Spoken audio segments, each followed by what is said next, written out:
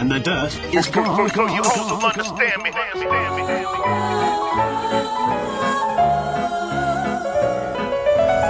wrong move, and I'm gonna have to leave you Bang, on the floor. bang, bang, bang, bang.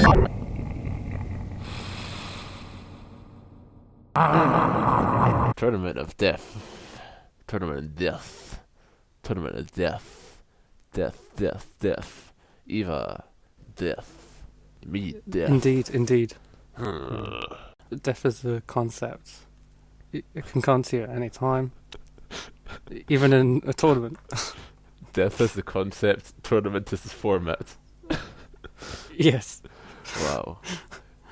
So we're out of the Philly. We made it out. We've been like, please, we're stranded in Philly. We can't get out. All these shows are here. We finally. Wait, Billy? Wait, what? Billy? Philly. That's right, Billy isn't it? who? Billy Beater? I said Philly, as in the name of the place. Oh. But now we're in Delaware instead. Wow, we're in Delaware. We're in the outside. The sun is shining. The birds are singing. The crowd is ravenous. Eva, you said that this was your first show with CZW? Yeah, I believe it was. Wow. Like I'd seen bits and pieces on the old wrestling channel that I mentioned sometimes, but not like a substantial amount and nothing that I had a solid memory of. So yeah, it's probably be my first CZW show when I checked it out a few years ago. Tell me what your reactions were at that time to this ultra-violent entertainment. Well, I found the commentary. I'm not sure how I found it. I think I thought they were a bit much. Little did I know, it's in fact the greatest pairing that's ever been put together. It's quite true. It's quite true. But I suppose it's forgivable not to realise that the first time that you see them. Yes. There's many a thing in life that, you just will not appreciate the first time around, maybe not even the 60th time around, but soon enough you'll get it. This indeed applies to CCW commentary. As for the CCW action, this commercial tape, this is taken from, it goes right into it, no preamble, no intro. The first thing you see is Zandig versus Nate Hatred. When I saw this come up, I thought, wow.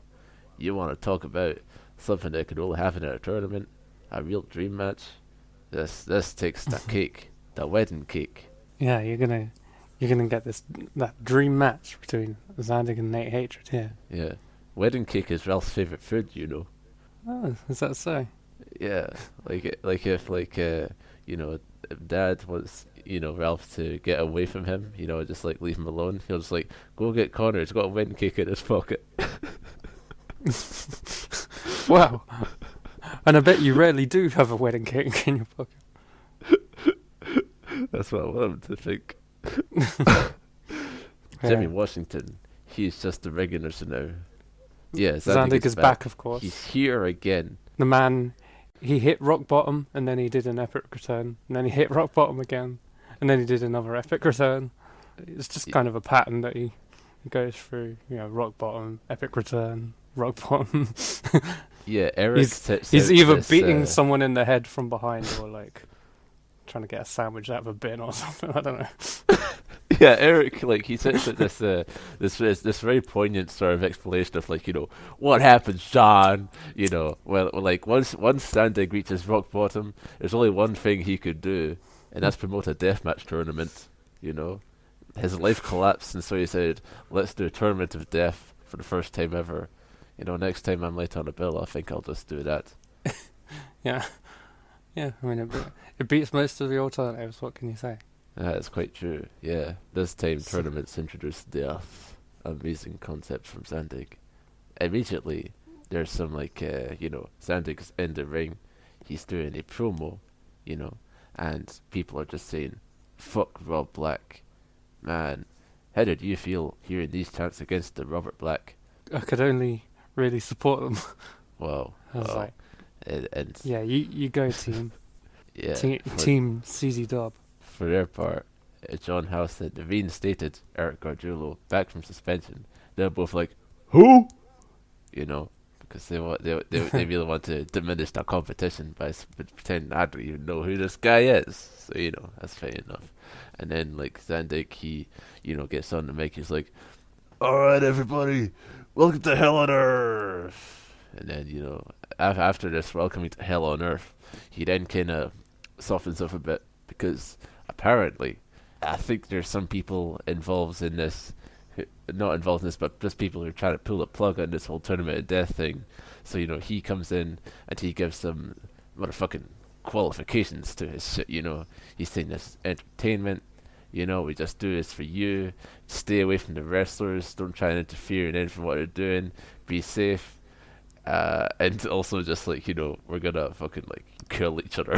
So, it's a strange sort of thing. Like, what did you feel when you heard this sort of speech from Zandig? Because it felt as if it was quite like, it wouldn't have been done if there wasn't cause to sort of like say like, hey, we are like kind of professionals or something, I'm not sure exactly what he's responding to with that bit, or if it's just precaution or whatever. But you can clearly tell that XPW's hostile takeover of Philly will be happening, I believe, on the same day as this show, or at least it's coming very soon. Yeah. Meanwhile, Eric, he just thinks that, that damn Lobo is sabotaging the tournament. So, yeah. Yeah, when there's an audio fuck up, he's like, God damn it, Lobo! Yeah. Lobo, the wolf, as we learned. Of course. Yeah, whether Lobo's the sheriff or not, it's always his fault when the mic fucks up. Yeah, I hope they still do that to this day. To this day. That'd be good. Then Nate Hatred, he comes out. He's got Anarchy Circle, the A in a circle in Lightship form, exciting stuff. And then the whole story of this match in the beginning, it's just that both these guys, they really rely on intimidation, right? They intimidate their opponents for size, their stature and whatnot. But like when they're paired together, like that goes out the window. They ain't scared, Meanwhile, Eric sort of like conveys his point by saying regarding Nate Hatred, look at that man, he's just oozing out of his body. Nate Hatred. He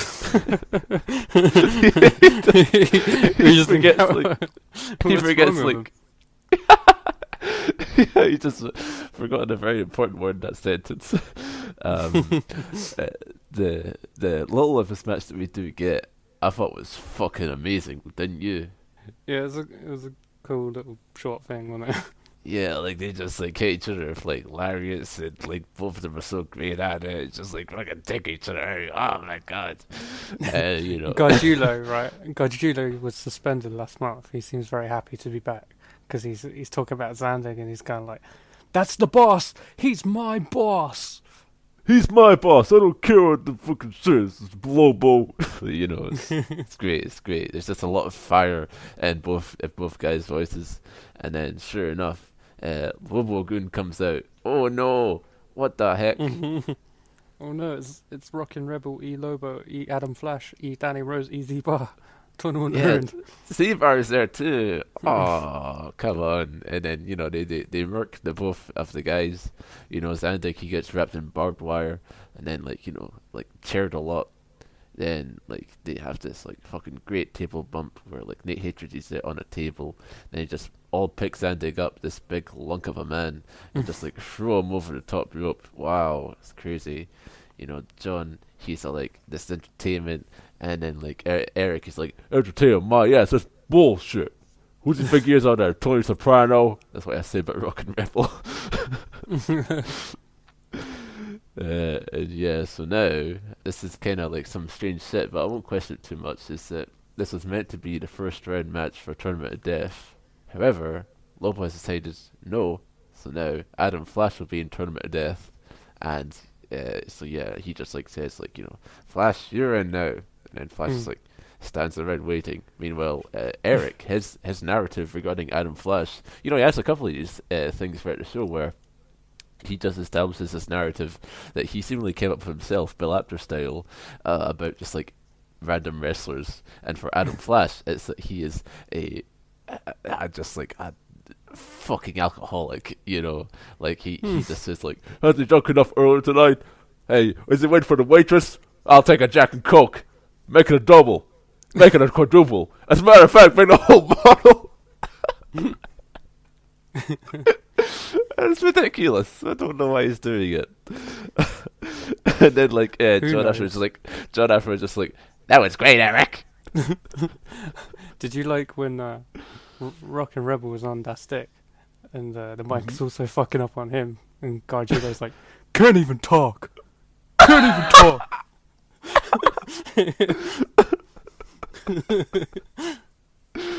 Oh. Yeah, Rock and Rebel, he just says some like swears, poor form on the part of the Rock and Rebel. I suppose it fits in with his rebellious nature. So Adam Flash, right? Yeah, Adam Flash, he's just like standing in this ring. Like, this is the fucked up part of Lobo's plan, because he takes out these two guys, right? And they just like, "Okay, Adam, you just stand here and you wait for your opponents." And then like the opponent is apparently not decided by Lobo, because who is it? It's Fumless Messiah. Ah! The Fumless Jesus Messiah. Christ! Ah! The Messiah! He just calculates his way! Wins in like 7 seconds! Oh! You knew him when he had a thumb. But now, welcome to Fumless Messiah. There he is. He'll never quite be the same in Wrestling Stats 1's eyes.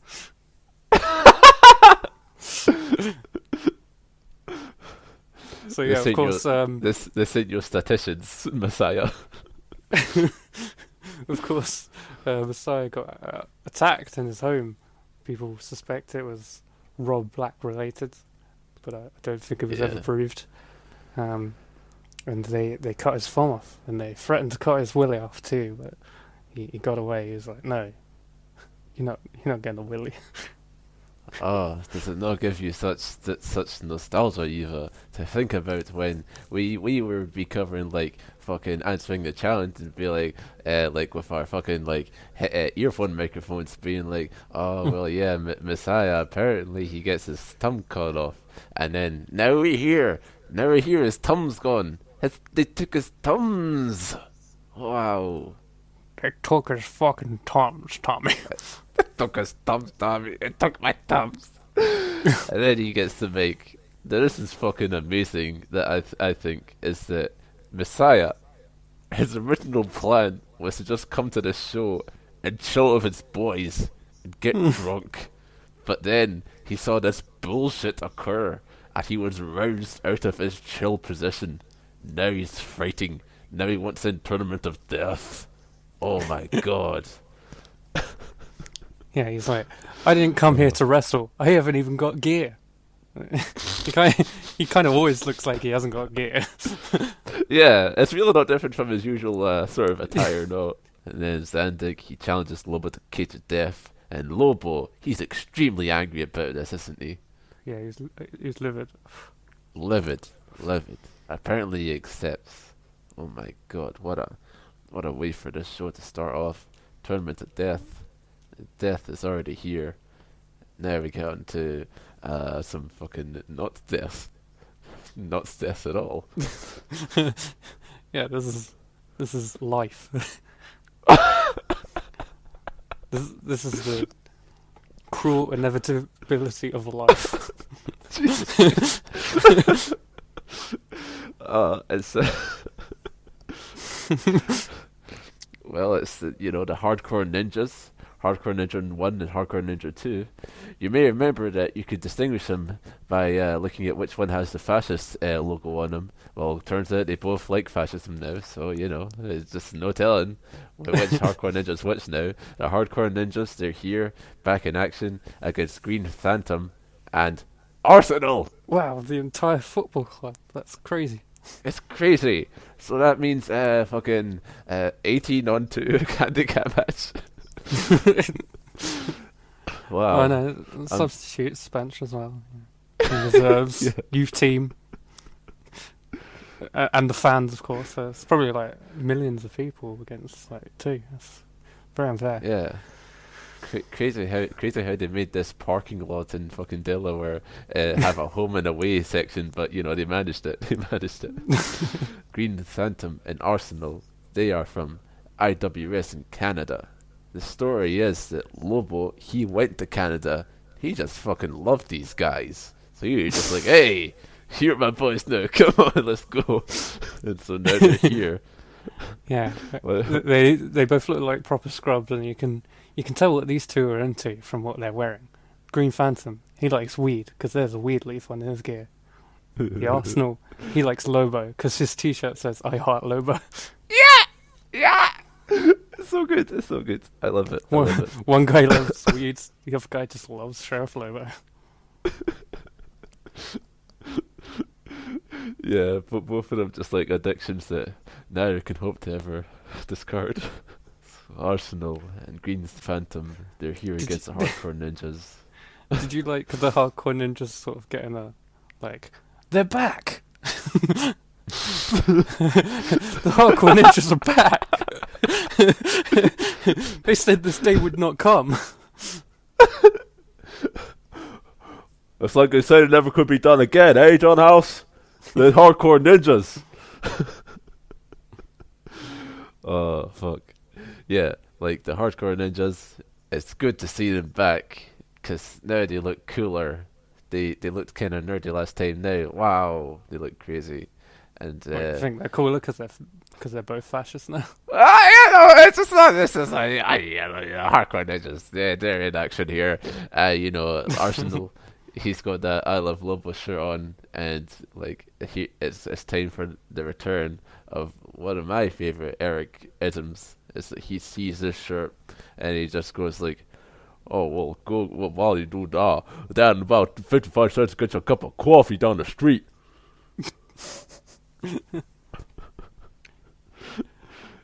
We'll get more familiar with that as we go on. This match, don't know about it. Yeah, felt like the crowd didn't really know about it either.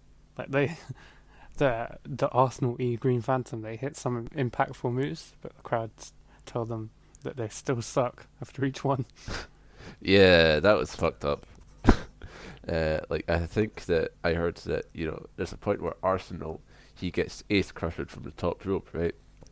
As this is happening to him, someone just yells, "You suck, you fag," and like fag happens at the exact moment of impact. So it's fucked up. They really, CZW crowds, they're just like a nasty lot, definitely. Like the ninjas, they have some good chair shots here. Just like go in and just they do the damn thing, they just come out and chair shot. It's crazy. But then it seems as if they're close to victory. Who is it but Lobo? What the fuck? Sheriff Lobo has interfered. God damn it. Liver has interfered in the match. What? Ryan Dilbert. Hello guys, it's me, Ryan Dilbert. Lobo, for goodness sake. This is supposed to be a fair sporting contest between four absolute fantastic athletes in the prime condition. Right, Dilbert, sir. Ryan Dilbert. Why did you say to stop doing that?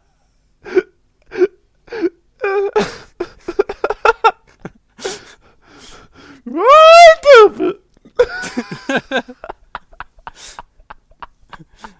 So what's your name again? Right, Dilbert, sir. And that name again is Ryan. Oh, man. Mr. Hanky. Yeah. So Lobo, he's fucking up this match, mate.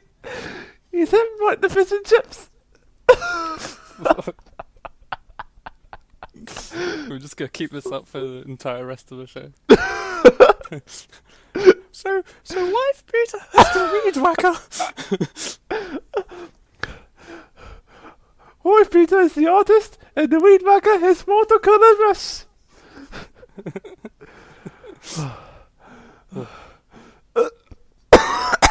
Oh, Lobo, right?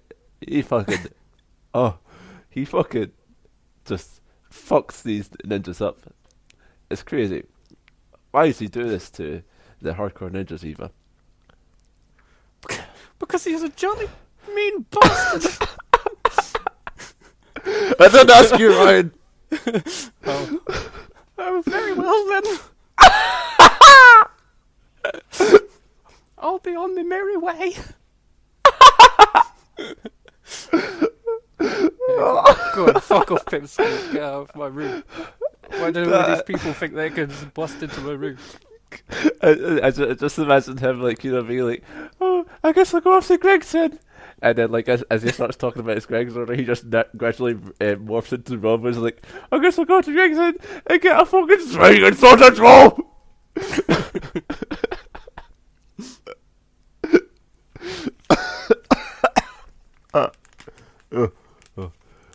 Yeah, good luck. Good luck finding a Greg's at this hour, Dilbert. You have to start begging people on in the town centre in my town. You just be like, excuse me, sir, could I borrow £1.50 for the chicken shop?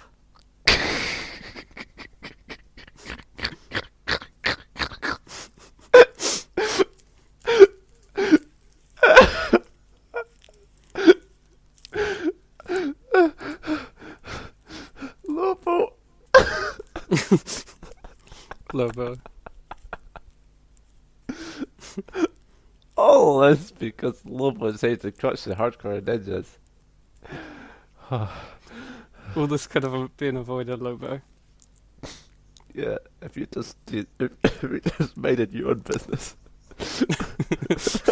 So this match, it did kind of suck, but there was a funny bit on commentary where Hitman was just going, "That's Hardcore Ninja number 1. No, that's Hardcore Ninja number 2." Yeah. Just going crazy. Yeah, and then after this devilry by Lobo, it is Green Phantom who decides to pull some fucking Dragon Gate bourgeois and pin the hardcore ninjas. Incredibly fucked up of him to do. And that's that. Death has not occurred here. Indeed, it is only the cruel, unrelenting life. Yeah. Anyway, Oh my god. should we move on? Yeah, let's do that. What's next, Steve? We've got another first round match in the tournament. Staple gun, force yeah? count, anywhere match. Oh. Wife Peter against the Necro Butcher. Wow. In CZW. Yeah. Are you fucking kidding me? You gotta be kidding me. Necro Butcher, he's here. We've got to know him so well through IW Mid-South, but now here he is in a different territory. It's crazy. Apparently, Eric was trying to, get to talking with Necro Butcher, some real stuff like, guys, I was trying to talk to Necro Butcher backstage before the show, except but Eric says that he couldn't get a word out of this guy because you know what he was eating? He was eating raw hamburger meat. Off the bone. Jesus Christ. Off the bone. Jesus Christ. Look at this man chew stuff. That's what Eric thinks of him. Yeah. Normally when a new wrestler debuts in CZW, the fans are just complete cunts immediately. But everyone seems excited to see the Necro Butcher. Yeah, his reputation definitely precedes him, doesn't it? Yeah.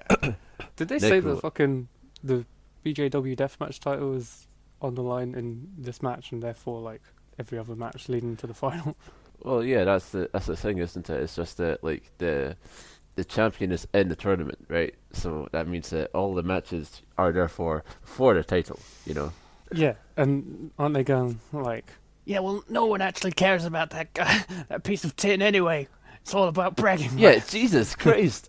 Yeah, I would mention this later, but fucking hell, man, they really bury that title. Like, it's just like, every single episode, it's like, this isn't for that fucking piece of shit championship. Like, what the fuck? Oh, Yeah, it's crazy. it's like I'm assuming it's one of those things where it's like they did have a healthy relationship, and that was sort of like gone, but they've somehow got one of their belts. Yeah. So Whitebeater, he comes out, he's like doing his usual stuff. Necro, when Whitebeater gets in the ring, he kicks away his bag of golden wonder, and then after that, Big Mac Smack, he seems very affronted by the Necro Butcher because all he says for Whitebeater to do is he just says, "Kill Gallagher!" Necro looks like the damn watermelon hammer guy. Insulting. Wow. Necro, he is so fucking amped, isn't he? Yeah, he's always so cool. Yeah, he's so jacked up. And really. And yeah, there we go. It's one of those quick starts, they try and batter each other with chairs straight away. Necro's just a natural, obviously, for this kind of thing. Necro does a cool one-legged drop kick off the top rope. Yeah, he does. Just drop kicks a trash can that's over Wifebeater's head. It's great. It's really good. Oh, There's and like Wifebeater staples Necro's shirt to his lip. to his And lip. Gargiulo's just like, Necro Butcher drove 10 hours for this? I'm gonna puke. And then they bring out like the fucking mouse traps. Was that part of the stipulation, mouse traps? Striga didn't say it, but Oh, here they are. Well, they're definitely here. And so, like, mouse traps to that face, that body, and most importantly, to Necro Butcher's cloak. And, at this point, Eric, he's just so impressed that he just goes, "As my partner like to say, bam!" And John House goes, "Bam!" This is just, like, all the sort of stuff that you'd want out of this sort of match. Whitebeater and Necro, they both are these wrestlers where in such a match where both similar guys like come across one another, it really is just sort of like, 2 or 3 minutes of like one guy like getting the shit beat out of him and then they switch places. But it never has that sort of like rote quality that you'd expect out of that on paper. It's just like, they just like go for it so hard and they get up from it so easily. It's just like something really joy to see. Especially when, they're just like getting out into the crowd, onto the crow's nest where commentary is. And like, That makes like, John House very nervous. yeah. Yeah, like they fucking take his water bottle and then give it back to him. It's like, "Erica got blood on me!" And yeah, like I really liked when, there was those cables that like Necro just like chokes Whitebeater with. He doesn't just get the throat though. He gets the face and also the eyes, and just like constricts everything. It looks really cool. They get on that crow's nest sort of stage area. It's not very high up, but it's high up enough, I guess. Yeah. They Wifebeater hits the Chokenstein or the Chokenstein, I don't know, for a big bunch of chairs off that little surface to win a great match and advance. Yeah. Yeah, it's a very great Good match. for you, the Wifebeater. The Wifebeater. His little brother watching from home. Oh, Billy. Oh, Billy. We just like look at that photo, like a memory photo book. Just like, oh, Billy. What'd you have to do? You squandered your potential, Billy. When you did that shitty big boot. Oh. And Zandig It was was- just like, actually, no, I'm not going to bother with this guy. Could you imagine like Zandig just saying that and thinking, and then like the next day, just like, "Wifebeater, you have no brother. I was just lying to you." Zandig's thought process is like, that was a shitty big boot. I could forgive that, but he didn't do any unnecessary spinning. So I'm afraid I can't forgive it. Of course, it's not your brother, wife. He doesn't do any spins. Come on, it's in the family genes.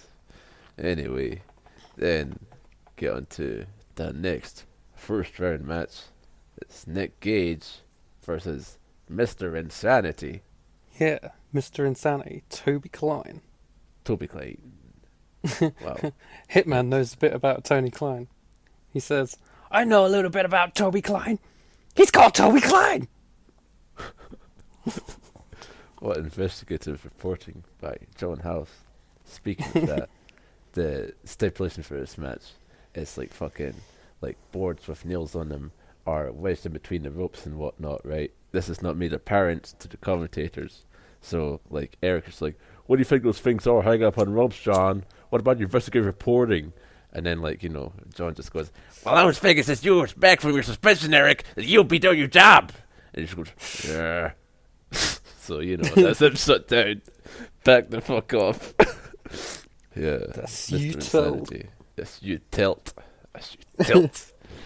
This Toby Klein fella, I assume that you have some familiarity with him. Am I wrong in assuming so? I've seen him a fair few times. He's pretty great, yeah.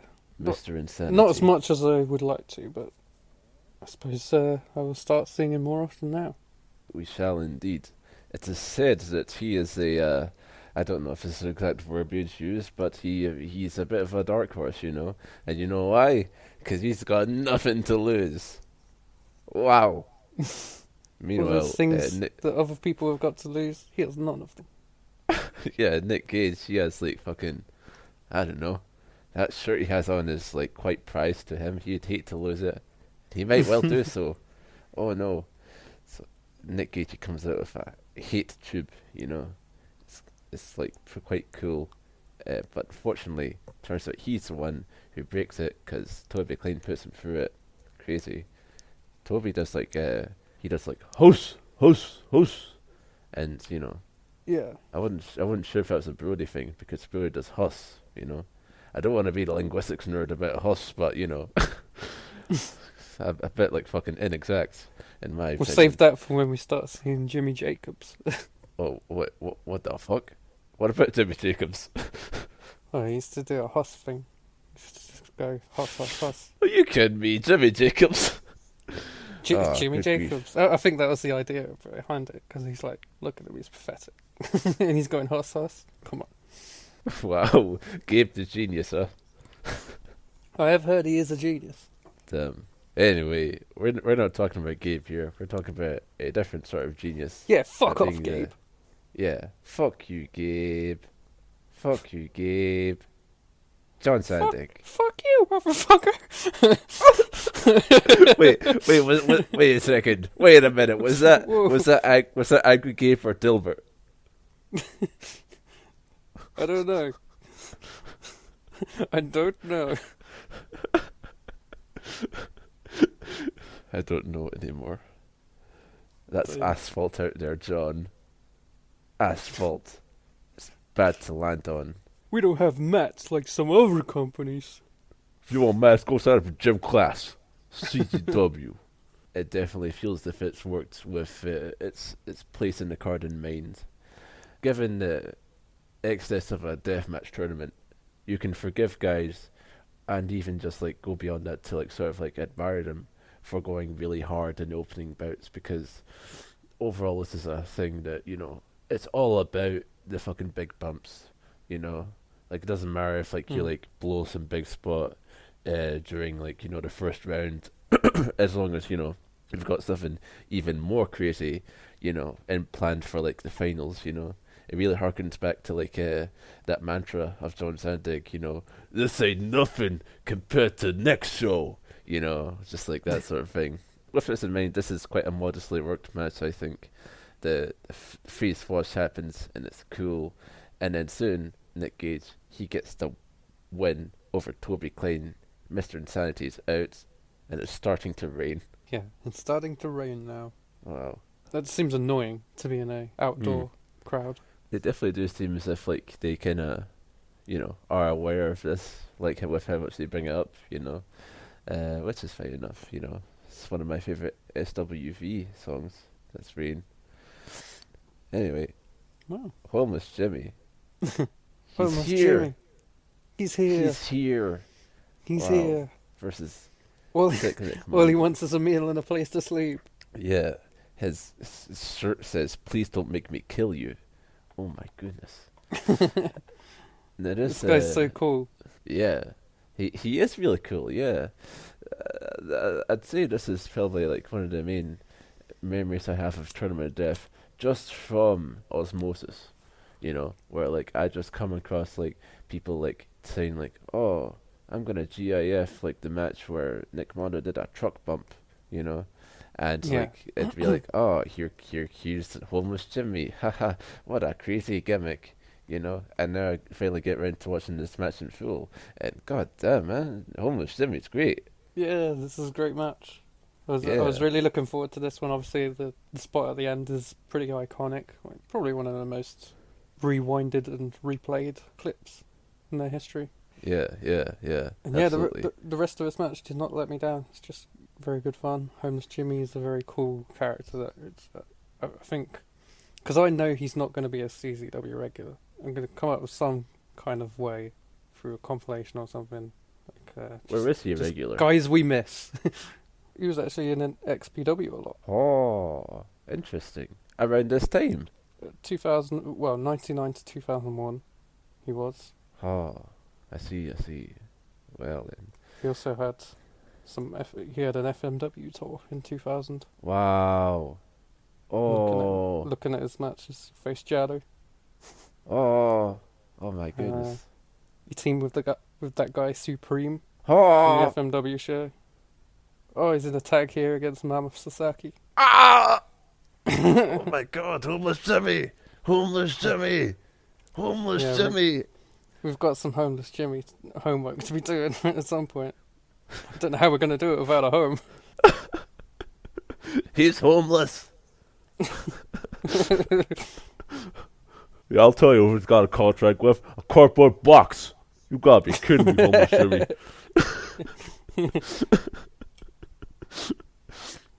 Wow, homeless Jimmy, he's here for the first round versus Nick Mondo. He's got a washboard with him, as well as a full trolley full of tricks. He's It's also fucking great.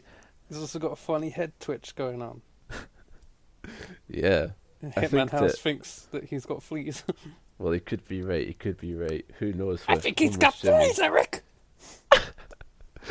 I think we're both struggling to really like reach that like flash like that like hit high pitched like Hitman thing, but we'll get there one day. I think we will. Homeless Jimmy, right?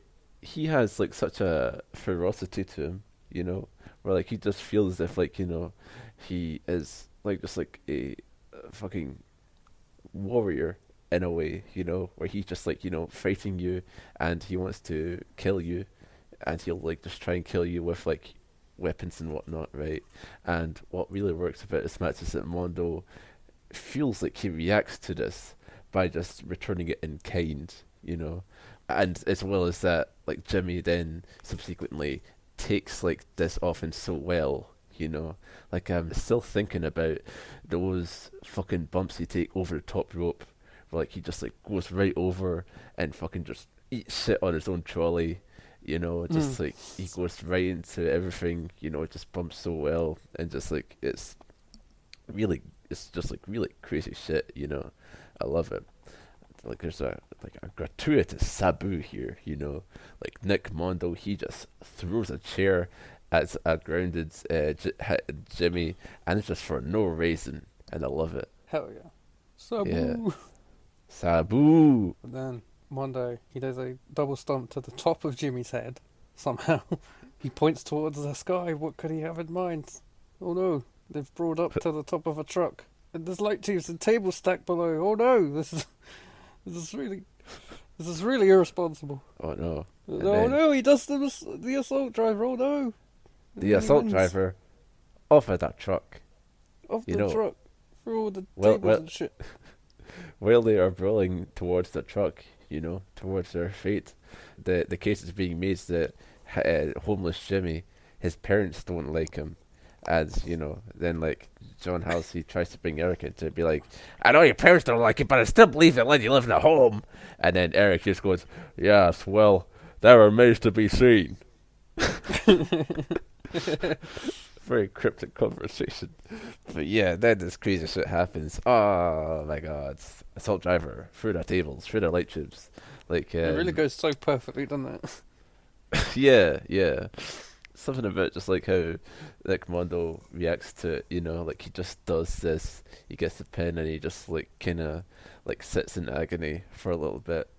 Yeah, it's just like really indelible stuff, and well, I like it. Are these men mentally sane? Who knows? He stands up and does a pained M pose, and that's great.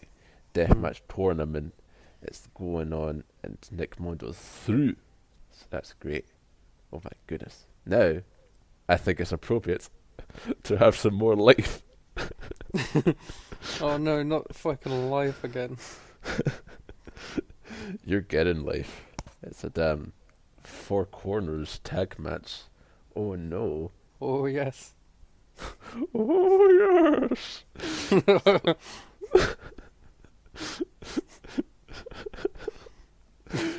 Thunderman Towel Boy.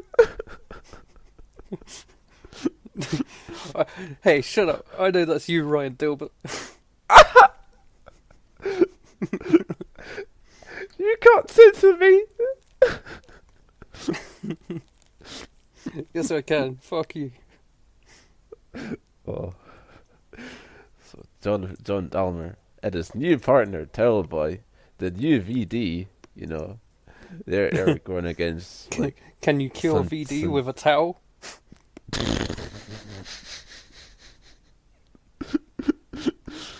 Oh.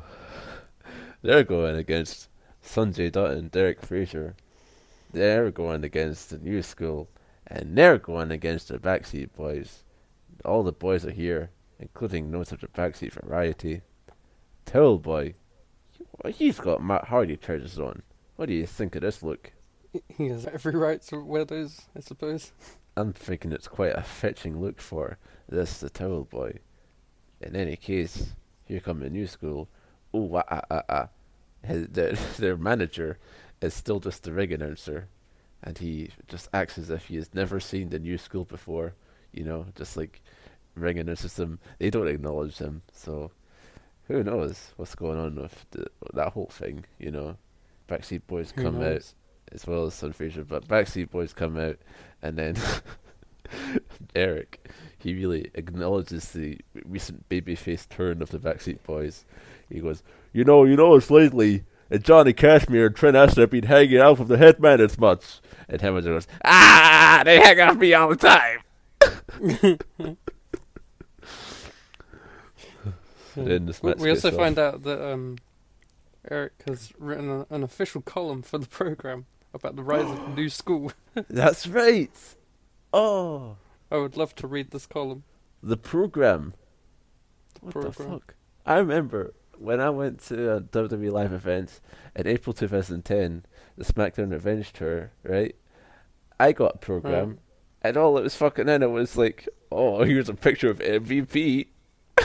There was never any columns. Damn. Why the fuck does CZW get the columns in their fucking programs? It's crazy. Anyway, this match. How about it? It certainly happened, guys. This is a match that happened right here. This was a match. You that can't happened. you can't deny it happened. Look it up. Go up I on can't stringer.com. look it. It happened. Go read a book. I'm now on the Camel Clutch blog Twitter page. Oh yeah, give it to me. The Camel Clutch blog. Looking for the goods. Whoa. He's got What's a video Eric? of a guy just doing a flip in an airport. And everyone's like, wow, that guy just did a flip in an airport. You gotta be They don't- kidding. You gotta be kidding me, guy at airport. Oh, Oh, he's retweeted the family food dude. oh. He's family, he's food, and most importantly, he's a dude. Oh hell yeah! It's Oh. still called Steve Austin. Coming to you here from America Jewelers fucking Twitter page.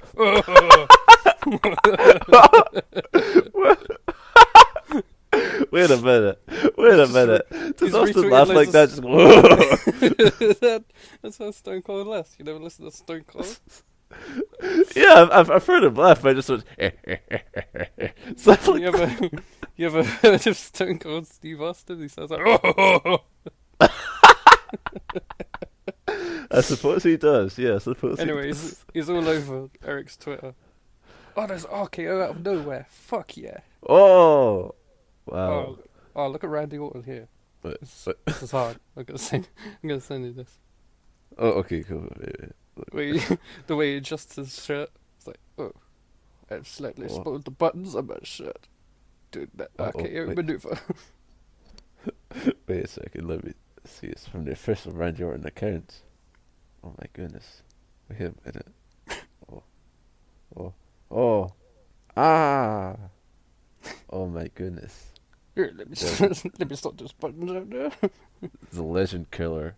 Damn, what a subtweet. What a subtweet to the competition. AEW star Jake Roberts buried. He's in AEW now? Yeah, that's why Orton posted that. Wow, what the fuck? Yeah. Wow. I thought he was just posting a cool RKO. So, hey, look at this cool RKO I did 15 years ago. It was awesome. Sometimes I still think about like that time that like Orton said the N words, right? Like that's obviously the most notable part of that whole debacle, right? But I just like there's something I fucking found so funny about like or just kind of like seeming a bit like fucking like drunk, just like playing like a fucking video game, just like you watched the AEW last night.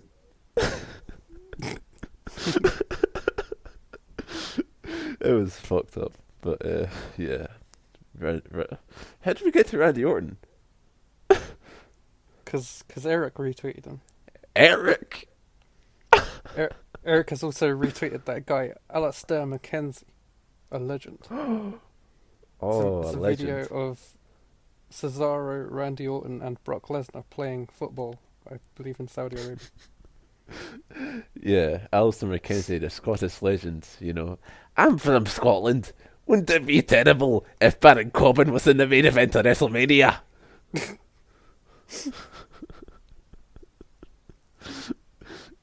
Are you cheering on Drew McIntyre at WrestleMania? You bet. But no, not because I'm Scottish though, but because I'm a fucking weeabit and I love his Bushido spirit.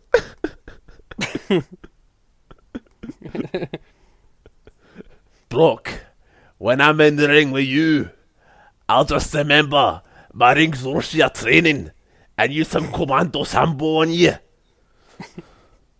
Wow, Drew, I never knew you had this kind of a background. I never knew either. That was until I let the samurai inside me.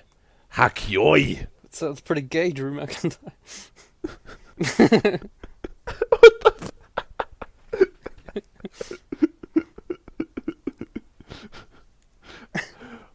Well, Eva, I suppose it is a bit gay. But sometimes, that's just how it is. That's okay, Drew McIntyre. You don't have to answer to me. You're a WWE superstar, earning thousands. I once saw Midas' cock. It was huge.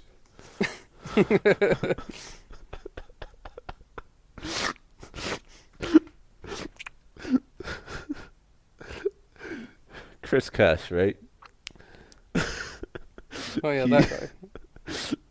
There's a point in this Four Corners tag match where he and GQ, right, the Backseat Boys, they've got them Irish whips, and they're going, you know, they kind of like go for a punch, and then they duck down, and then when they duck down, Chris Gas, he goes,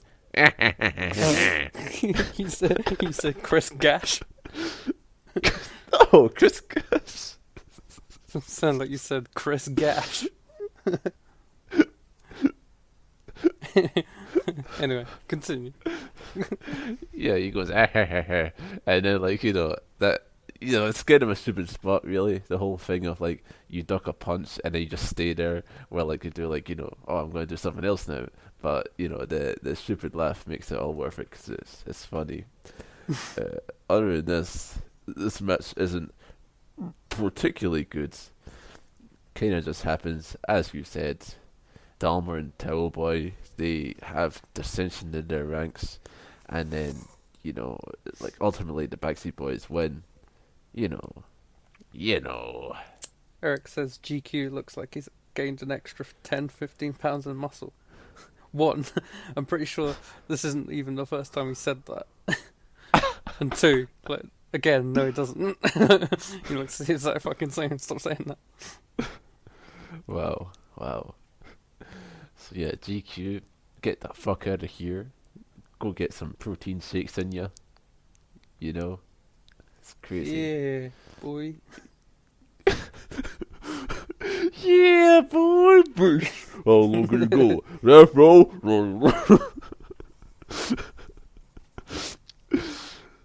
Then this match ends. Thankfully, if I'm to be honest with you. Then then we go into this. I believe this should be the last life match of the show. It is a 3-way non-title. Wow. Eric, Yeah. he complains about... the people in the match. Ruckus. Yeah. Nick Burke. Justice Pain. Justice Pain. Yes. Yes. Both of these components for him are junior heavyweights, and thus they cannot compete for this CZW heavyweight title. It all makes sense to me. Anyway, what did Eric note? Well, kind of in the case of Ruckus. They can't make their fucking mind up whether he should be a junior or not. Okay, Hitman. He's fat! He's fat, Eric! He's fat. He's fat! I liked when Nick Burke came out and he was doing his usual shenanigans with the Red Bull, and then he just like whips the can and it just like fucking pelts this guy in like the crowd who just kind of looks like shook up by it. Goddamn. Yeah, crazy. Insane. Now, when you were saying that Eric noticed something, was it that this is the first ever time that Ruckus and Justice Pain have ever faced off? No, he was peeved about Justice Pain being challenged by Billy Fires last month. Yeah. And then he says like, no disrespect to Billy Flives, who's a world class athlete. Why do you have a problem with it? Yeah. Like he just goes, Billy Fives, what a piece of shit. He should fucking die. No disrespect to the guy. He's a world class athlete. It's a world class piece of shit.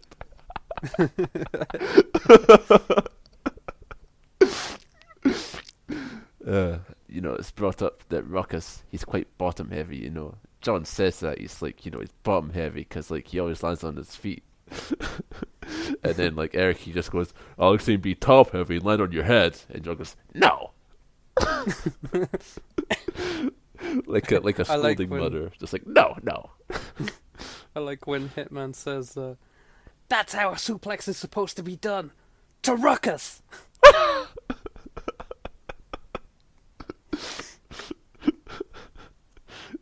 Wow, you thought he was admiring technique? No, he just admires. Wow, amazing. I thought this 3-way was pretty good, and it made good use of the dynamic because, like, there's a point where Nick Burke and Justice Pain, they kind of organically manufacture a way to make them fight on the outside, and then just without much telegraphing, here comes Ruckus with a big dive, and you go, wow. And I like that. Plus, there's this point where Nick Burke and like Justice Pain are fighting, and then Nick Burke incapacitates him in the corner. Then he goes off to pose. The camera's kind of focused on him, and then just Ruckus comes into shot doing the razzle dazzle, and it's like, wow, this looks fucking amazing, just like capturing this like almost candidly, I like that shit. Yeah, this match was quite good in my opinion. What did you think? It was alright. I like when well, there's one point when Justice Pain's on a bit of a flurry. A fan says, watch out for that roid rage thing. Holy shit. Wow. This guy, he's like fucking informed. He knows about steroids. Wow. Wow. This does feature like my favorite sort of pin breakup, which is that like someone's make a pin, right, and like there's not like a big like club or like kicker or that. The third guy, he just like pushes the other guy away. It's like, get away. I'm making the pin now.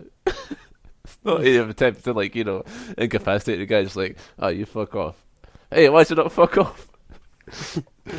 It's very good. And then there's John, like Eric is sort of like talking about the unique promotional talents of John Zandig, putting together this match that, oh damn, you wouldn't have thought to put this up before.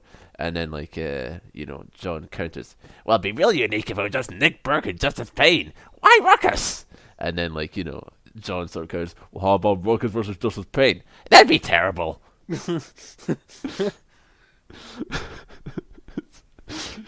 Yeah, just like shutting them down left and right.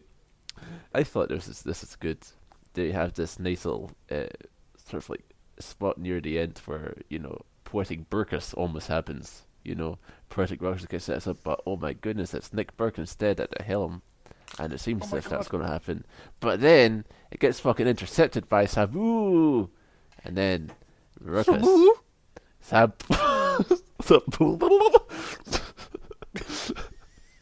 Wow.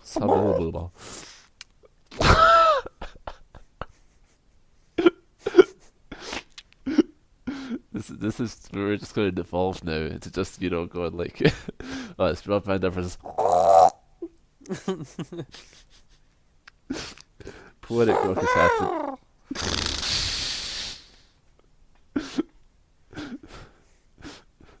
The homosexual.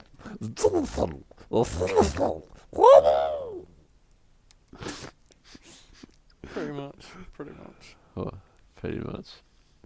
Yeah, poetic ruckus happens, and then there'll be a bunch of other stuff. But then soon, like Justice Payne, he does not participate in the decision here. Ruckus, he just gets a lucky pin on Nick Burke, and that's just it. It's just it. It's all over. Game time. It's all over. Ball game. Ball game.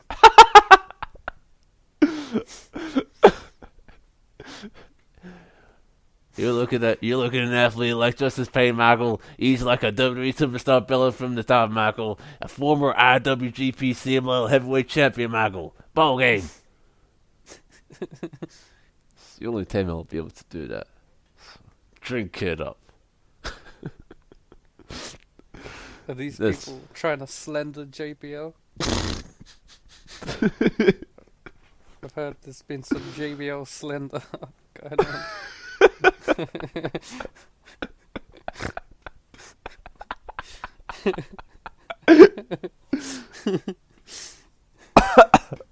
Also, perhaps even more distressingly, some Bret Hart slender. Your motherfuckers will just say anything like clout. In my opinion. Those are my words, by the way.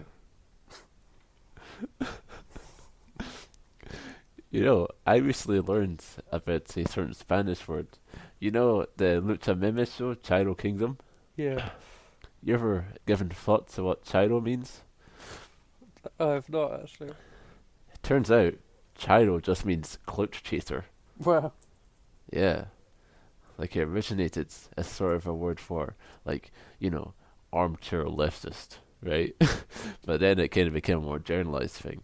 It's because, like, me and Luke did an episode on Lucha Memes, and I decided to do some research into it, and eventually, like, we just got round to, like, finding out from Lucha Memes themselves that, because they liked booking guys like Negro Navarro and, like, Black Terry and whatnot, people kind of called them, like, Chidos, like, oh, you're just booking those guys to be cool, you fucking hipsters. So now, like, they adopted it as, like, a term of, like, a compliment, And so now it's just, like, Chido means, like, some really fucking good lucha libre, according to them.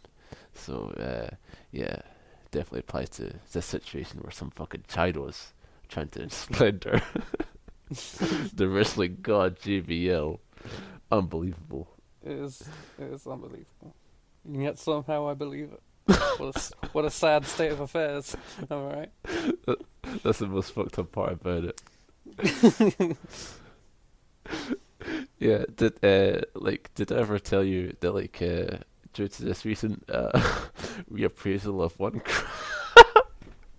this recent reappraisal of one Chris Benoit, I watched this segment right from the Draft Lottery 2005 where SmackDown was out of a champion even because John Cena he was on Raw now, so The hell, SmackDown's got to have a champion, folks. oh, it's crazy. And then, Teddy Long was there and he was like, oh, tonight we're gonna crown a SmackDown champion of something or whatnot. But JBL comes out and he's like, Teddy, why don't we just give the belt to me since I'm such a cool champion? I can carry this brand. And it's like, no. And now here's our first draft pick, Chris Benoit. And then Benoit comes out. And then, he just gets on the mic. And he's like, JBL, I'm not going to take anything away from you. You've done a lot of great things. My favorite one, quit. And you go, whoa. And he just goes, you quit. It's just it's incredibly awkward promo. Chris Benoit. There you go. The crippler. The Canadian crippler. Derek Fraser, he is of ruthless aggression, and I couldn't help but feel unfulfilled because I know that there's a level above it. That's toothless aggression. Because Chris Benoit doesn't have all his teeth. Toothless aggression. Toothless aggression. I am so amped up to be on SmackDown! I wasn't even going to attempt Cena voice doing the ruthless aggression. My larynx will be out of action for weeks. Justice Payne. This match registers as a loss in its record. Even so, he raises his arms as he leaves. Wow. An optimist, if there ever was one. Justice Payne. Now, Absolutely. let's fucking return to what we were here for, Eva. The Delph. That's right. The Delph.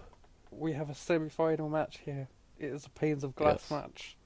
It has loads of Panes of Glass in it. It's wife beater and Nick Gage. Yes. Gage gets sent through a glass pane, and then immediately, yeah, immediately, and then wife beater decides to do a drop down in the glass afterwards, which is great. Yeah, there's a fish drop that wife beater does here, where he does a wanking motion before he does it. Would you consider this a 5-knuckle shuffle? Wow, perhaps a proto 5-knuckle shuffle. Let's connect the dots here, Eva. What was John Cena's gimmick for it when he was in OVW? Prototype. Oh. Wow. What the Yeah. It's crazy. Wife beater, he's here and he's all too eager to get into the glass, but so is Nick Gage, damn it. He gets a fucking pile driver off through a table off the apron, and afterwards he just looks so happy with himself. He's fucking excited, he's smiling. You gotta love it, see Nick Gage smiling, the future of hardcore. And then, there's this fucking spot here where this was really one of those spots where I saw it set up, and it's oh my god, are they really gonna do this? And then he did it, and that's when he decides that he's gonna put wife beater's head next to a glass pane. He's setting him up. Oh my god, is he gonna do the face wash? Runs off the ropes. Yeah, he does. Just shatters that shit. Ah, my goodness, it's crazy. Excuse the hell out of me, Nick Gage. Yeah, and you might believe that this was the gnarliest thing in the match, but then right after this, Nick Gage gets sidewalk slammed through a pane of glass, right? And so he goes down through the glass, shattering it, and then he turns over, leans on the bottom rope, and it seems as if he just spits some glass out of his mouth, as if he just got glass caught in there and just spitting it out so he doesn't get his mouth all cut up. It's pretty crazy. And Eric, in response to this, has a fucking ridiculous thing that he says here. It's really ridiculous. He just says, "Somebody call a morgue, because I believe we're going to have a new participant after this matchup." A new participant in the morgue. Oh, what happened to what's his face? Oh, well, now he's participating in the morgue. What the fuck does that mean? He's got a really promising run coming up in the morgue territory.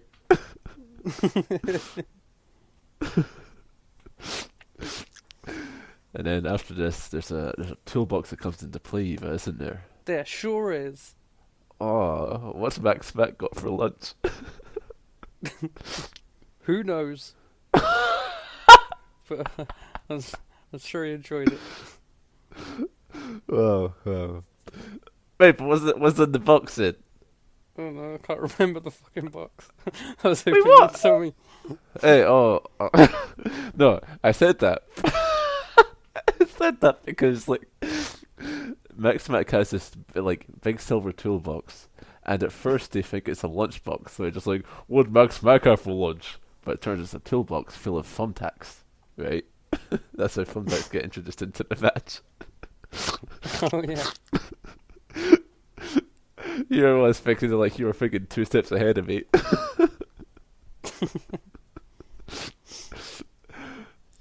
So yeah, thumbtacks, they're put into play. What do you think of the thumbtacks here? They were pointy and sharp. Ouchie, ouchie. And, Gage does a side suplex on the side pooplex. Side suplex on them. And it looked cool. So I was giving a thumbs up to the thumbtacks at this point. Yeah. Thumbs up to those thumbtacks. Yeah.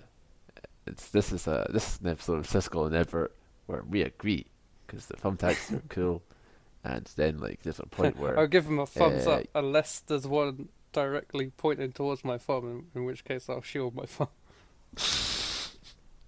I don't want to get a thumbtack in my thumb. thumb called off due to safety measures.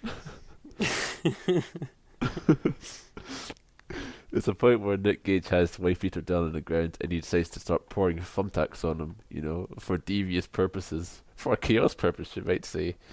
And Eric, he decides to, like, you know, really go for a simile, you know, so he just goes pouring thumbtacks on top of him, like putting M&Ms on top of an ice cream sundae. You know, you kind of struggled a bit, and I like that.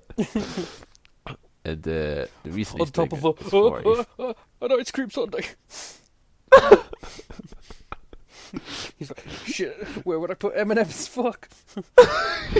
No one's ever put M&M's on top of a sundae ever in his life, but, you know, just in times of needs, just like...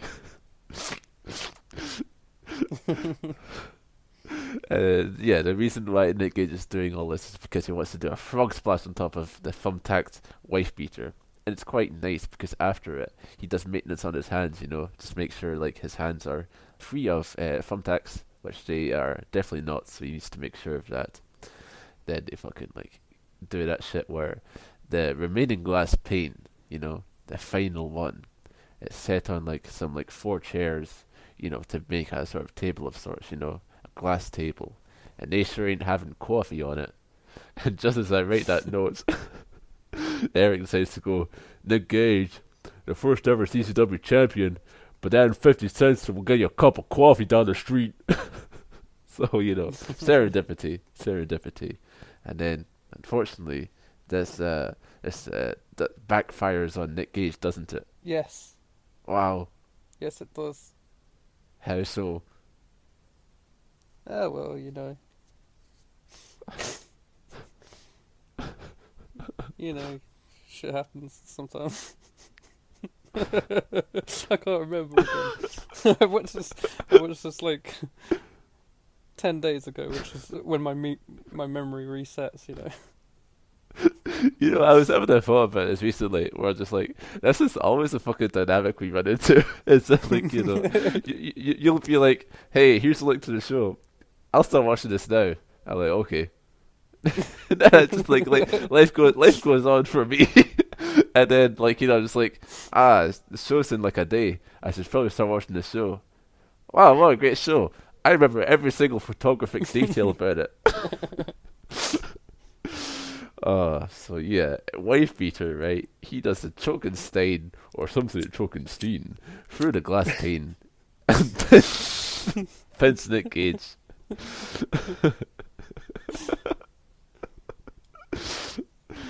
Yeah. I did think this match was great, though. I couldn't tell you anything about it, but it was great. Sure. I understand. It was a great match, and I liked it. Yeah.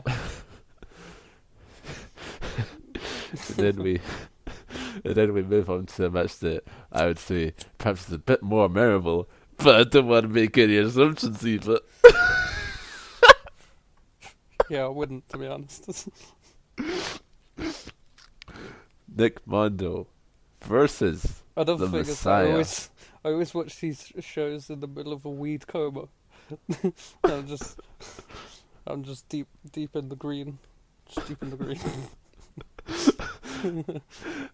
That emerald green.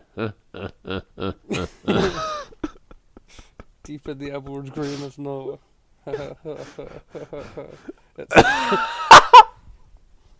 The wrestling Noah. So Mondo, he's going up against Messiah. They have been friends in the past, but also been rivals. And so, it's a crazy storyline. Messiah, he had that 7-second match in the beginning. So this is our first real look at him, as a man butchered. He has no thumb. His thumb is removed. He just got like a wee stump now. It's crazy. And Yeah. Mondo, he comes out with a light tube sword, and not just any light tube sword, because we've seen, like skyscrapers of light tubes come out with a wee stick on the end of them. But this one, it appears to have fucking balls inside it. Balls. Yeah. You ever seen This light tube's got balls. This light tube's got balls. You ever seen The Rock by Michael Bay? No, I have not. Well, you would get a reference to this movie that I was about to make. Anyway, Messiah comes out. Messiah comes out, and he's looking good, like all things considered. He's just playing GT 5 City that one night, and it's just he's all good, man. He's all good for this big semi-final marquee match. Everyone's saying fuck Rob Black. You've got a sign for his face on it. It's crazy. What's also crazy is Sick Nick Mondo. He really proves that he deserves a name. Cause motherfucker, he bites Messiah's thumb. What the fuck? Oh my god, he bit his stump. He Yeah, he did indeed. Messiah's he's obviously he's selling that form a lot early on. He's sort of going ooh. I was thinking if this was Ring of Honor, there would be a ripple of applause from the Stringer morticians. Hey, that's very well remembered. You're missing a thumb. Clap, clap, clap. This is like they're doing all that, but then you see one person arms crossed and it's wrestling stats 1. Well, I just don't know. I'm assuming that wrestling stats 1 is German. Well, I just don't know, guys. He is missing a thumb. This means he has less body parts than other wrestlers. This cannot be good. That's fucked up because that basically is like a German accent version of Eric's commentary here. He's just like, he has no thumb on his head right now, John. And I want to get your opinion He's on missing a body part, John House. Dead. Dirt. Wow. Now, I mentioned earlier, right? The narratives that Eric kind of seems to create, and here, and in the final 2, he seems to have it out for Sick Nick Mondo. You'll remember that in the Justice Pain challenge that he had, he seemed quite behind Mondo. He would lose and be like, "Damn it," and whatnot, right? But here, he sort of makes Nick Mondo out to be fucking Satan. And like you remember that, right? Yeah, Yeah. Why was he doing that? I could not tell. Yeah, he just like kind of, it's not just that he kind of goes like, oh, why is he going after the thumb? That's disgraceful of him. But he also goes like, oh, there was a benefit show from Messiah, and Nick Mondo pulled it at the last minute. He didn't give a damn about Messiah. It's like, where's this coming from? That's weird. It's weird. Well, Yeah. I have a note here that says this was not a wrestling angle. This is a real life angle. I remember. I'm assuming that's Eric explaining the situation that has gone on with Messiah. This yes, was not a wrestling I remember. angle. This was a real life angle. Real life angle. You booked an angle in real life. Rob Black didn't hire assassins. He just like booked an angle. No, it's funny because like I distinctly remember that when we were looking into that like back in the day, like in episode 2 thereabouts, I kind of came across that, that Eric kind of made sure to note that it was a shoot around like some like work shit, and at the time it seemed a bit like sort of like strange, but I think it's understandable that like when it comes down to like actual like butchering, that like he would make sure to include like, hey, like like this shit, like these guys will get up fine the next morning, but like his thumb's gone, so you just have to kind of clarify that, I think. So that's cool. And then like Messiah, he looks quite strong here, and the reason is because they do a fucking ref bump. Brian Logan, he gets like just like destroyed by like an like accidental Messiah bump, and like Eric, he's just so fucking happy about it. It's like, good, I was been waiting for that. So don't know where that came from either. But then like Messiah, he gets off his I can't remember what he calls like his Argentine backbreaker thing, but he does it, and then like he's got a visual freak out over Nick Mondo, but unfortunately there's no ref there, and instead Lobo. That damned Lobo, he's here again. Yeah, Adam Flash, he does the move of the month onto Messiah, and then The John move House, of the month. the move of the month, same as every Have other we month. have we established what this thing is yet? Is it a different move each time? I remember Z-Bar had the move of the month like a few months. Yeah, I wouldn't put too much stock in the semantics of it. I think it's just that like, is it it's the move of the month?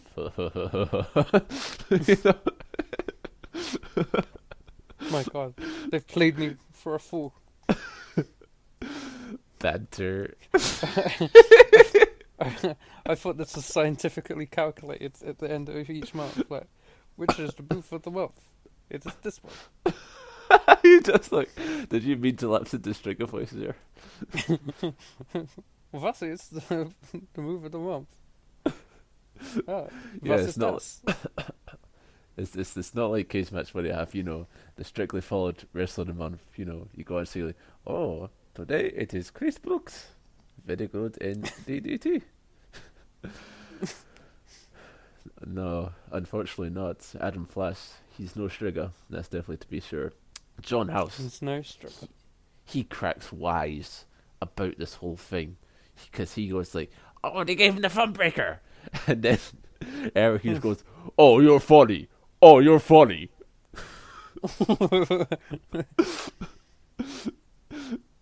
So yeah, it's just like tension's heating up.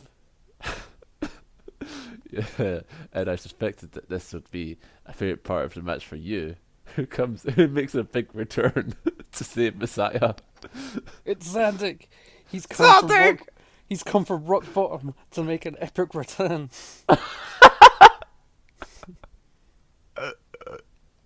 He chases Lobo away.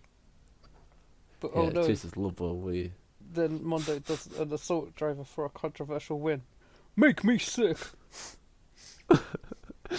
I fucking love the moment I finish here, because the assault driver happens and like Mondo wins, and like Eric just goes, "Oh, that's just fine. And then like Jimmy Washington, the nursery, he starts talking. He says, "Shut up, Jimmy."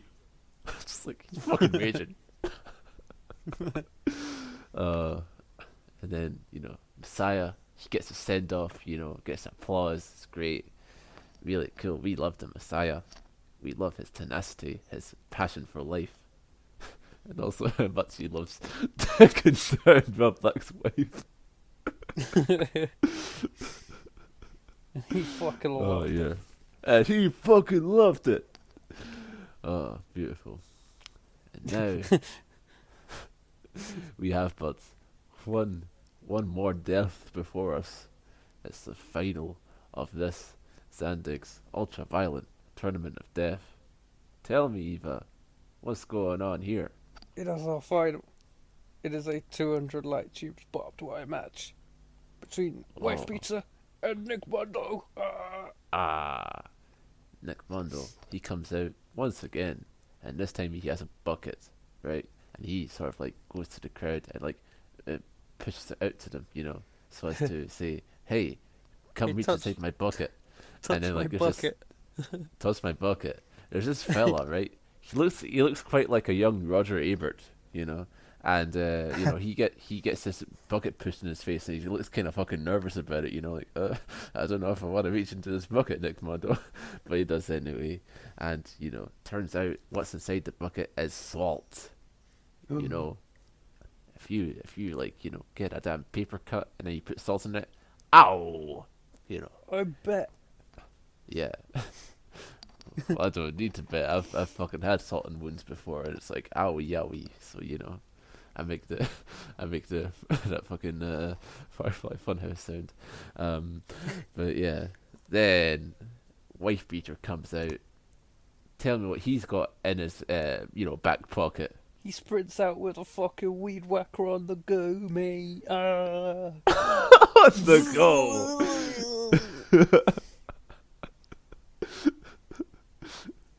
The weed whacker, and it's really cool because it's on as he enters the ring, so he just weed whacks the light tubes. It's lovely. Yeah.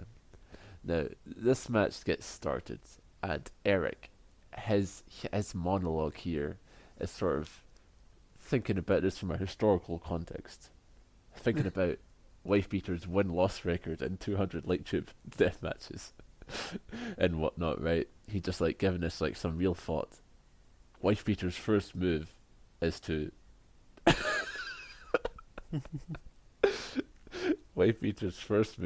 trip and fall into some light tubes. And then Eric just goes, "Forget it, it's on. I don't even know why I bother analyzing this." It's a very good start. It's been an emotional experience for us all. This match generally, it really like it's just like a whole bunch of shit going on, and like as I alluded to earlier, it's the excess, it's the spectacle of that excess that really makes it work. Where like Mondo will just kick a tube into like fucking Wife Beater's fucking face, and then like Wife Beater will just like throw like 3 light tubes at him, and he'll just be like doing all this shit. There's like no consideration for like like pacing or telegraphing or like trying to like make the audience like really work like a fucking like a symphony or something like that. There's no consideration for that. They just like do a bunch of fucking shit, and it's really cool. I think. What do you think? Yeah, this is a better fighter than I remembered, to be honest. I mainly just remembered the weed whacker previously, and remembered it being a bit short. So I thought it was like, So you can assume that like it's just a short thing where the main thing is that they have the weed whack, but no, they have a proper crazy match. Like they're all in this fucking salt which they've dumped into the ring. They're extremely bloody backs, both of them. Yeah, it really is messed up how like their backs just get just amazing stuff, and like pretty crazy match. I liked like when they had this light tube battle, where both of them just like grab a light tube each, and then like Mondo, he makes a mistake because like he kind of approaches it like he's fucking like Darth Maul or some shit. He's like got like a lightsaber. He's gonna like go to vroom vroom and like flip around. Meanwhile, Wife Beater, he just like has this stick in his hand, and he just like throws in Nick Mondo. So Mondo loses that particular battle, and like then eventually like Eric does like sort of go like oh, it's like Darth Vader. So that's cool. And then do you also happen to remember this very funny line he says where like they've done all this shit to each other. By this point, it's like I think it's well that like Nick Mono gets like salt poured on him, the whole bucket. He's like and then like so Eric, he sees his carnage and he goes, "I don't think you're doing business anymore."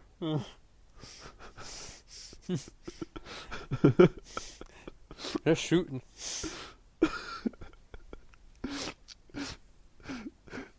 Messiah got his tongue cut off in a real life angle, and I think right now this is becoming a real life angle too. Oh my goodness.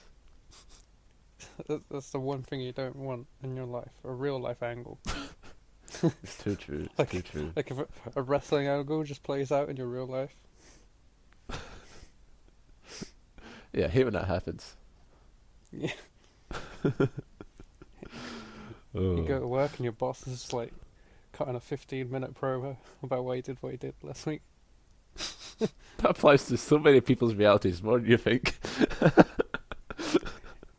Yeah, I was gonna say I'm unemployed. Yeah. I can't speak on this. Yeah. So yeah, like just like an angle being done here to Nick Mondo, that angle being you've got salt in your back, ow, and whatnot, and then soon, like it comes quite suddenly, the point where Nick Mondo's just up against the ropes and wife Peter says, "I'm going to get a weed whacker," and then Eric, he's like hysterical about this. He just says, "He's a human being, not a plant." So this did make me think, like if they just brought a potted plant into the ring, it's like, okay, that's fine. So then here it is, that big iconic moment. First it was the truck bump, now it's the weed whack. Oh, If only there was some way to recreate these spots other than just going, that's gotta hurt. But unfortunately there isn't. Want me to make a fucking like weed whacker on flesh and like. Yes, I'd like you to give that an attempt. Yeah, I did take an attempt. I want to ask you. Oh, my tummy. It's gonna hurt. How did you think this compared to the Lobo weed whack? Lobo had a top on, didn't he? So this It's is quite I'd true, say yeah. this is crazier. It is crazier, yeah. Just because I'm just thinking about, sort of it's not like he had it on for like probably like not even a second, right? Because like if it was a second, then like some shit would have been done, but just like how long it's kept on him, like there's like at least like maybe like 2 or 4 rotations of the blades. It feels like, and that's where you're able to just get like, oh shit, like he got fucking whacked. It's crazy. It truly is crazy. Listen to all the hype. When it happened to Lobo, we saw him lift his top up, and it was like clearly like a nasty graze there, but it was a graze. Whereas this just seems to have like it's gone fuck you skin. Yeah. It's just torn it all up. Yeah, this seems to rip eat air.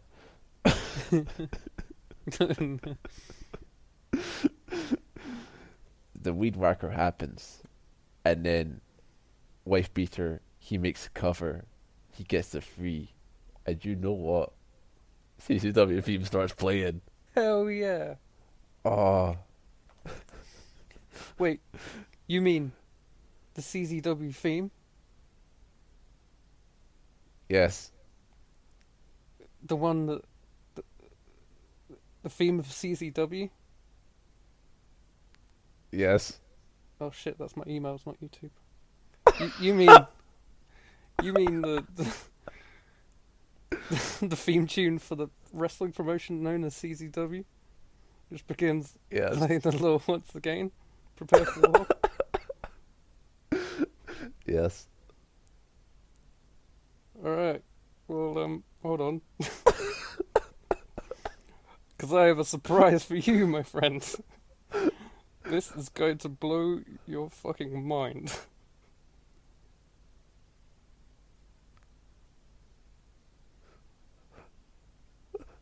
Oh. Oh my god, what's this? What the hell is this? I had the song ready this whole time. I was just waiting for this moment. Weed whacker. Should we play the 2014 version for a laugh? Yeah, for a laugh, yeah. Oh no, I don't like this. Oh no. Oh no. Oh, this is horrible. I hate when things change. The vocals are so clear. Just wait. Listen to this. Listen to this. Oh no. I can't be doing this. I can hear what they say. That's no good at all. Yeah, I knew you would take that. I knew you would take that.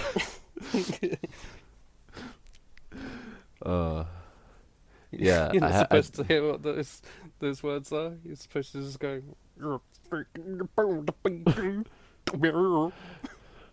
Yeah, I do have to admit that like my literacy in what the CZW theme lyrics are is because I listened to that song and I was just like, oh, okay, that's what the lyrics are, and like I did sort of like bum you out a bit, learning it that way, but oh well.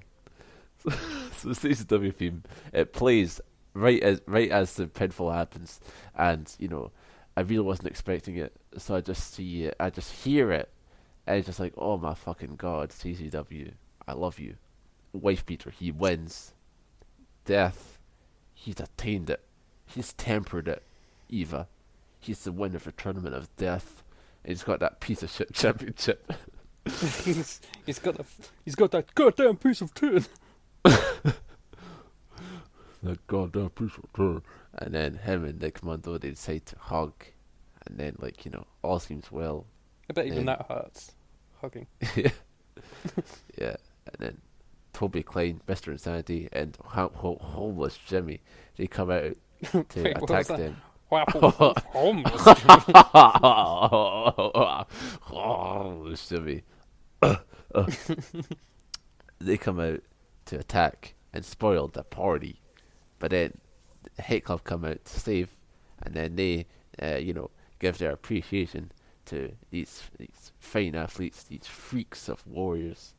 CZW theme plays again, and then Zandig comes out to cut a damn promo, and he's just like, let me tell you something about Rob Black. There's no war going on. Real war is going on in his mind, because I don't give two shits about the garbage they call wrestling. So like after like some coy stuff here and there, some that porno companies, some terms up of signs that seem a bit weird. Now he's just like calling them out directly because they're on the territory, and then like once again he says that like he says who's glad they didn't go to Philly tonight, and everyone cheers.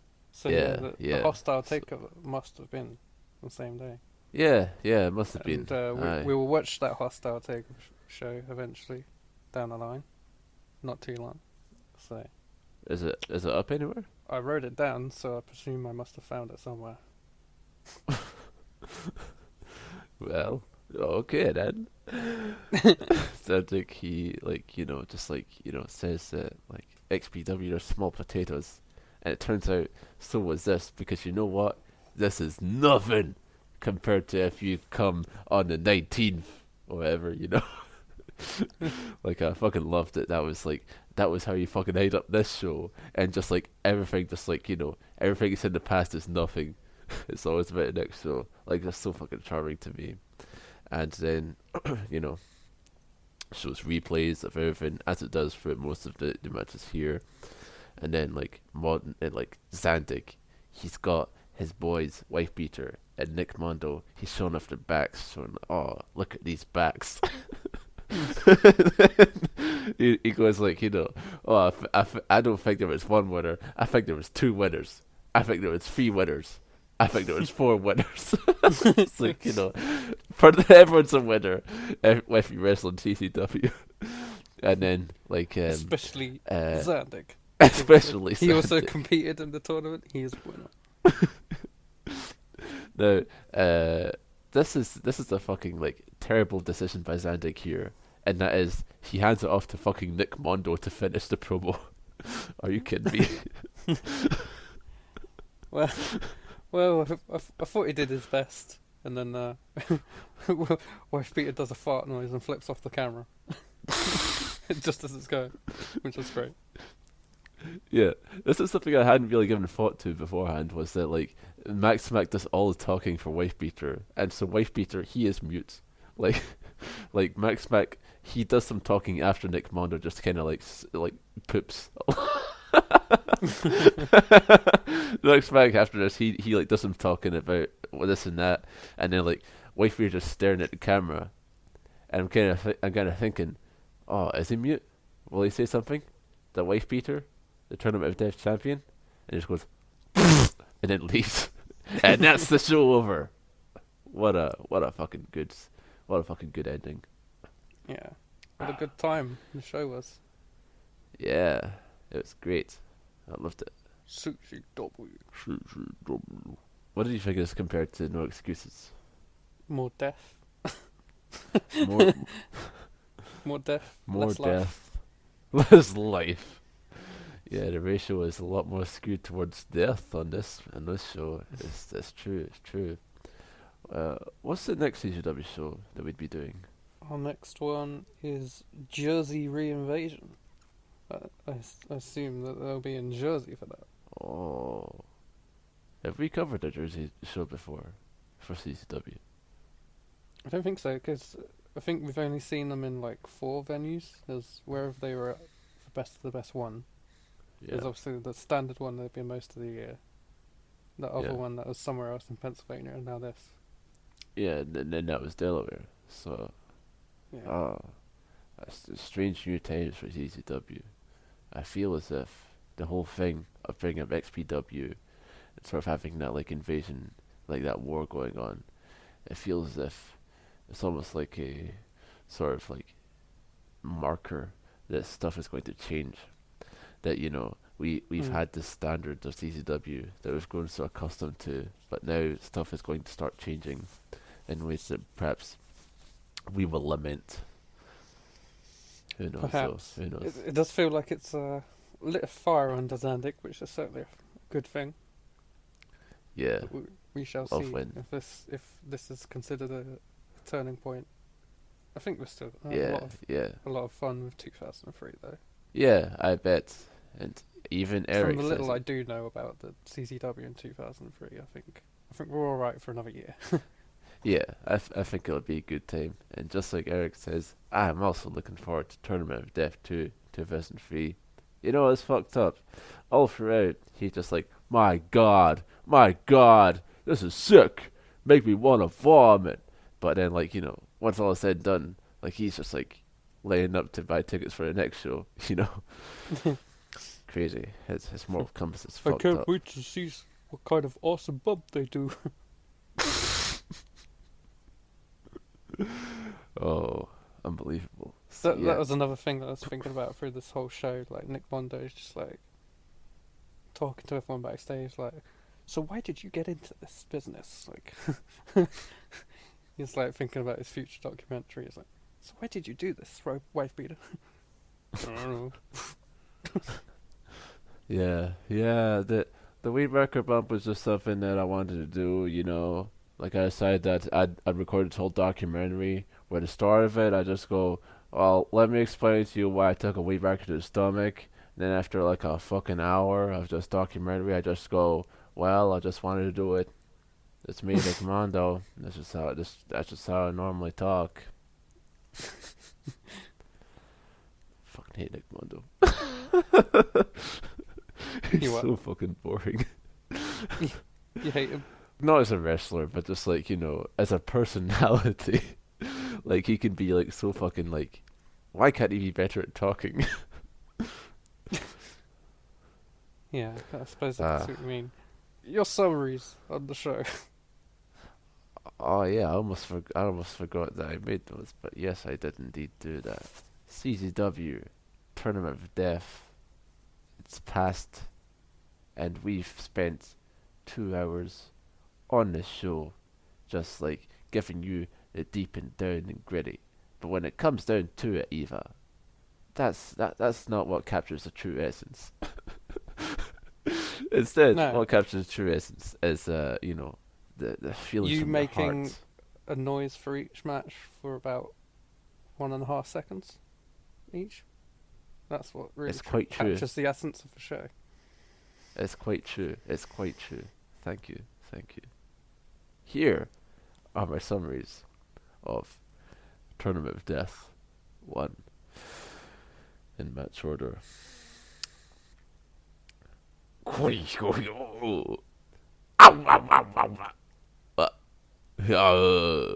Yeah. Wow. Wow. Wow.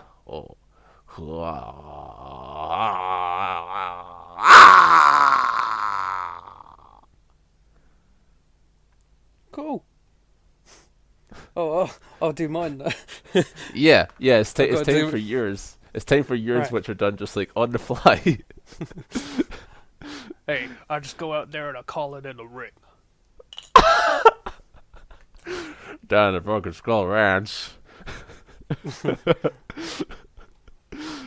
Okay, damn you kids go ahead. nowadays, they can't work on a Anyway. Zandig versus Nick Gage. Oh, no, she's your dog. The Flash, the Messiah. The Messiah is good enough for me. Wow. The Arsenal and the Green Phantom against the Hardcore Ninjas. Arsenal. Arsenal. Necro Butcher versus Wife Beater. Hey. Nick Gage versus Mr. Insanity, Toby Klein. Whoa, that was insane. Nick Mondo versus Homeless Jimmy. Oh, he's homeless. All he wants is a meal and a place to sleep. Oh, he's homeless Jimmy. Don't fuck with him. Don't get in his way. Leave him some change. Elimination match. Oh, too much life. Too much life. Too much life. Freeway dance. You want Matt? Go sign up for gym class. This is CZW. Wife Peter versus Nick Gage. That's glass shattering there. That's all that match was, but it's all I needed it to be. Nick Mondo versus the Messiah. He is missing a body part, John House. And our final Wife Beater versus Nick Mondo. Fuck it all. There we go. And that was CZW Tournament of Death 1. Oh, homeless Jimmy. He's homeless and he's a Jimmy. His name is Jimmy and he's homeless. Please give him some change. I just fucking love that. There's like a pause between like you going like for the initial homeless Jimmy thing, and I was just kind of sitting there waiting for like the next match, and I just went, "Please give him some change." I decided to rip on that for a second. No, again, I appreciate it. Oh. Oh, CCW Tournament of Death 1. It's over. REMP has covered it. We have this is small potatoes. You ain't seen nothing yet. And you know, we're gonna who have knows? some big spuds next time. Yeah, we're Maybe. going to move on to bigger things. Either you take care of them or I take care of them. And like I Yeah. think that all we need is My just, dogs like, are going crazy, which is the cue. But this is the end. yeah, this is the ends. All we need is a send off from Connor. Let's hear from Connor now.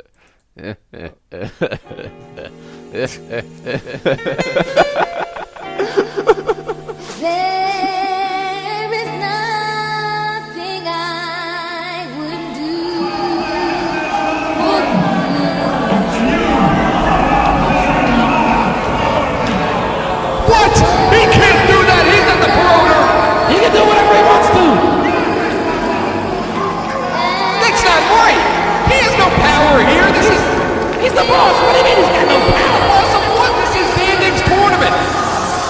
But he's the boss of CZW. What's Flash doing in there? Hasn't he twerking up earlier tonight? You waiting for the waitress? I'll take a jacket coat, make it a double. Make it a quadruple. Matter of fact, just bring the whole bottle. That was great, Eric. If you choose to, all this love is for